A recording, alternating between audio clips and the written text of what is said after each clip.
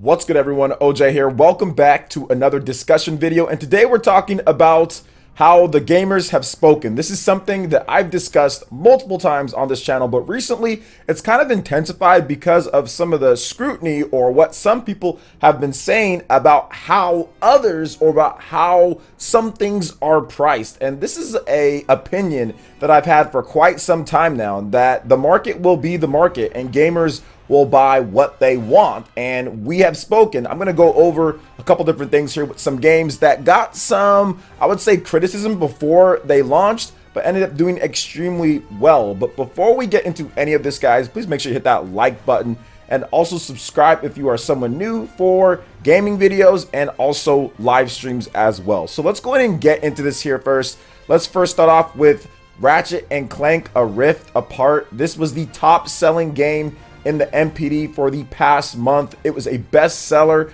on the PlayStation 5 in Europe as well, and it's still in the top of the MPD charts. In addition to all of that, the digital sales for this game have been really good because it generated more revenue than any other opening in the franchise, and on the smaller install base compared to what Ratchet and Clank has been on before when it comes to the PlayStation 2 and also the PlayStation 3. Obviously, the game being $70 definitely helped out with all of that, but it just goes to show you there was some people saying, oh, it's not worth the price, and even afterwards, and that might be true for them, that might be true for other people, but at the same time, the market will decide what's going on there. But there was some criticism based on how the game launched and also based on like the length of the game and everything, if it was worth that $70 out there, and it looks like it definitely was for many people. Now, next up, and probably this game getting a lot more scrutiny and a lot more criticism than Ratchet and Clank, was The Legend of Zelda Skyward Sword HD, because this game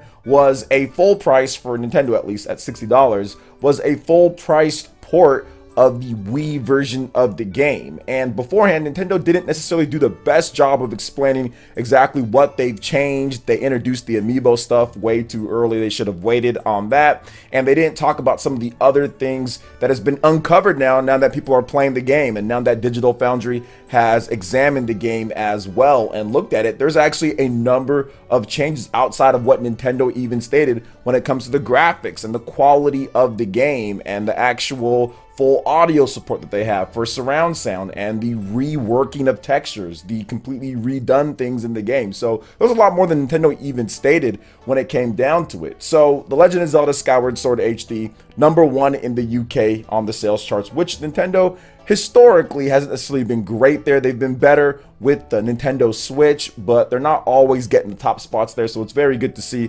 Skyward Sword there when it comes to what people are playing. Next up, Amazon Japan sales charts. #1 on Amazon Japan for new releases. #1 on the Amazon US charts, and #1 on the eShop charts as well. So it's basically killing it. So what does that tell us? Because there was a lot of controversy with both of these games. There's a lot of controversy with Legend of Zelda Skyward Sword, and still is to this point. We have some people saying ridiculous things because they're upset about a port, which we'll get into a video for another day when it comes to revisionist history, but we will discuss that some other time.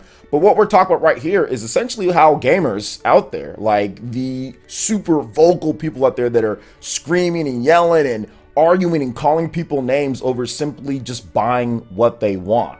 The gamers have spoken. We have spoken. We will buy whatever we want. If you don't want to buy something, then you don't have to. And you don't need to make somebody feel bad or don't need to call somebody names if they want to buy a game that you deem it's scummy or you deem angry at or whatever the case is, or you're upset or it's not worth this. You can just say your piece. Everyone is entitled to their opinion, and I've always stated that you can say your piece, you can say what you want, but I think that sometimes it gets a little bit too aggressive on social media. Sometimes it gets a little bit too aggressive on videos. I put out a video just the other day on The Legend of Zelda Skyward Sword HD, how it's my favorite when it comes to what they've done with the remasters, because of the frame rate doubling, because of the cleanness of the game, because of the button controls. I enjoyed what they've done and the improvements from the original to this one more than some of the other games, and I got called all sorts of stuff, and people sat there and said I was getting paid for it and all this different type of stuff, instead of just me liking a game and me just giving my honest opinion on that, and people accepting that it's like, no, there's something wrong because I think it's a ripoff, I think it's this and that, you know. So gamers,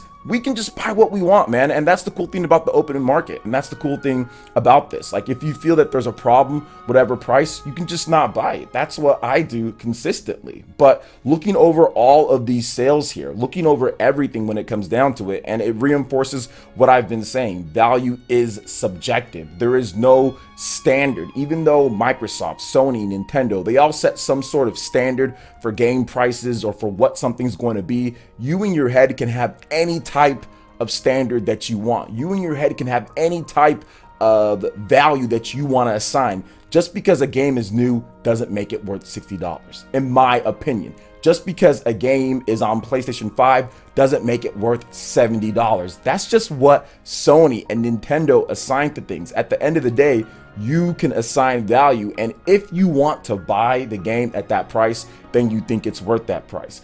If you want to wait for a discount, or if you want to get it to where there is a discount. So for example, I bought The Legend of Zelda Skyward Sword HD for $50 and I had a gift card, so it actually brought it down to $40 when it comes down to it. So to me, that is well worth it. You know, heck, I would have bought it at the 60 because I want to play this game with button controls, and the value is worth it to me to get an enjoyable experience, because I think Skyward Sword's great. I really do think it's a really good game, but the controls completely inhibited me from having the max amount of fun that I could have. I still had fun playing and beating the game. I beat it twice, but I wasn't enjoying it as much as I know I could have if there was an option for me to just play the game normally. And now, a decade later, they provided that option, and now I'm having way more fun playing the game this time than I had before, because I wasn't struggling with the controls and constantly using motion and constantly have to lift my sword in the air or Wii remote in the air for a skyward slash or something like that. So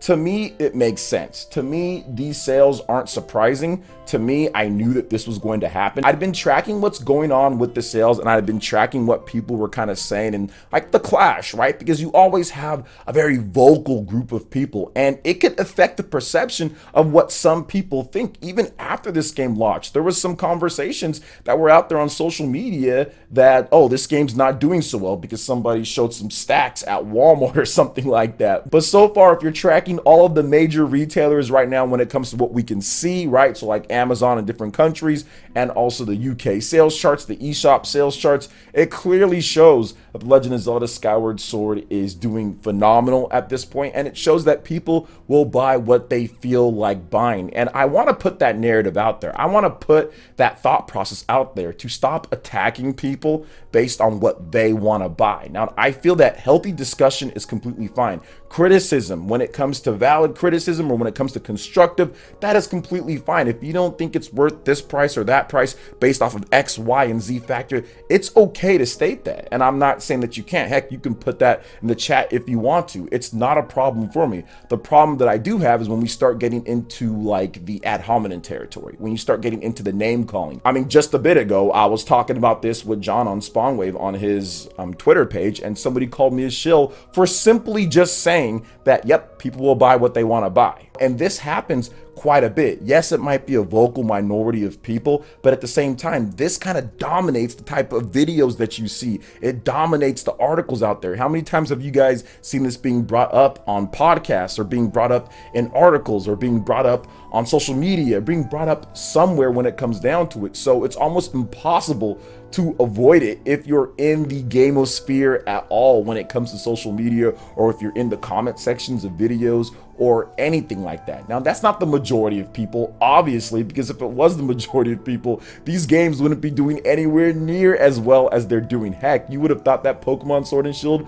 would have sold 0 copies when it comes down to what people were saying online and everything. So it's obviously a vocal minority of the core gamers out there, but at the same time, like, it creates a toxic type of place, right? It creates a place to where you can't give your full and honest opinion without the fear of somebody name calling, or without the fear of somebody saying, oh, well, you're an idiot for doing this or doing that. But I will always state, like I said before, guys, gamers have spoken. We'll buy whatever we want, and it's going to continue being this way, okay? It's going to continue being this way. Gamers will always think, hey, if this is this price, I think it's worth my time. I've researched it, or I've done enough to know that I want that, and when I play it, I'm going to have fun. So that's just kind of how it is, and that's how it's always going to be. It was like that back when people were spending $70 on Super Nintendo games in 1995 or 96 or whatever for Chrono Trigger. Some people said, hey, if I can afford it, I'm going to get it. And if you include inflation on there, yeah, that was crazy for that, right? People were spending 60 bucks